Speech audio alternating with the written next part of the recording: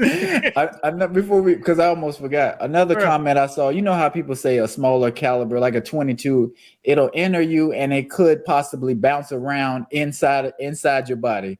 I said that. Oh, you did say that. So is that something that happens a lot? Is it something that because it's so small, it's possible? There, in cases that happen, and it's some people who comment on that video said they ain't never happened.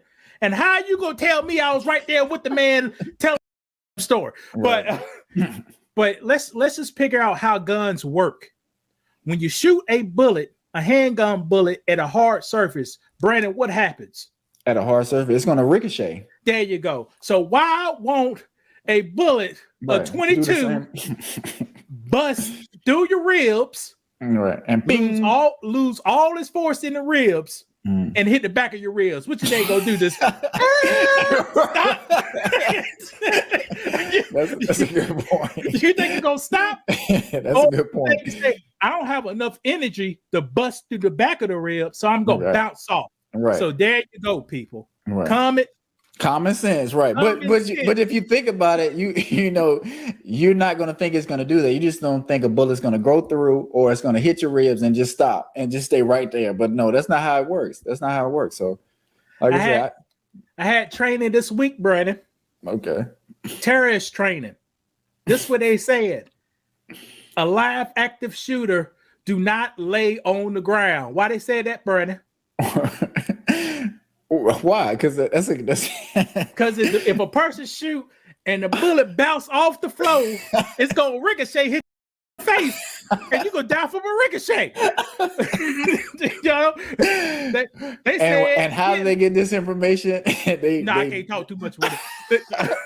They said get low, but if it's a gun, don't lay on the ground. So what do they say? Do you crouch? Just crouch. You get real low.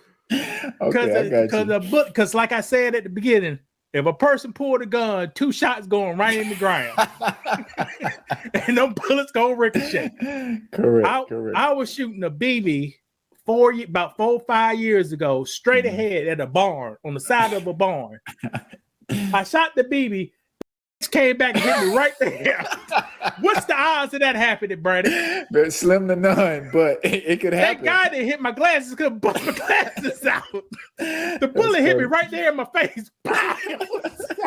Oh, Jesus. And I was wondering, have you had a lot of experiences where something embarrassing happened or something like that where you kind of messed up?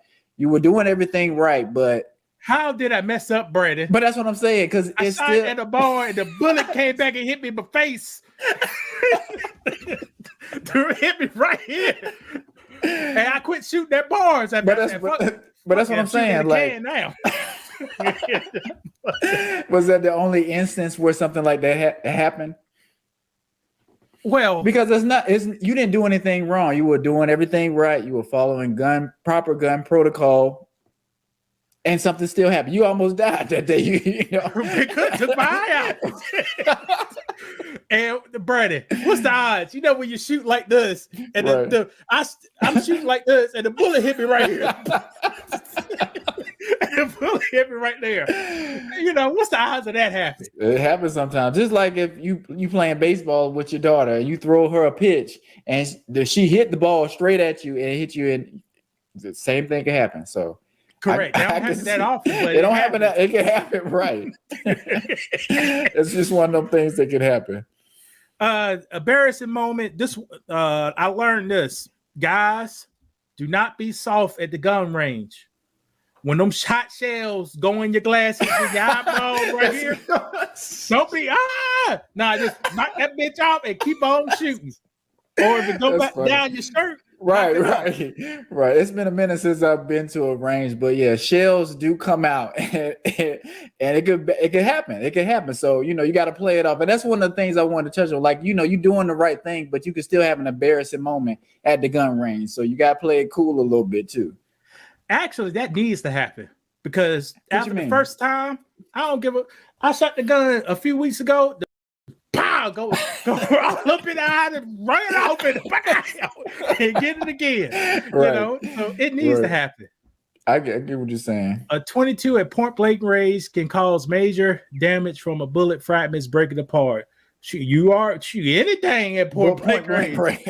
Yeah, anything at point blank range it could cause that. What's a popular 22? I know what's a Dillinger. Like I can't even remember. No. What? A popular Dillinger would be a Ruger 1022. Okay.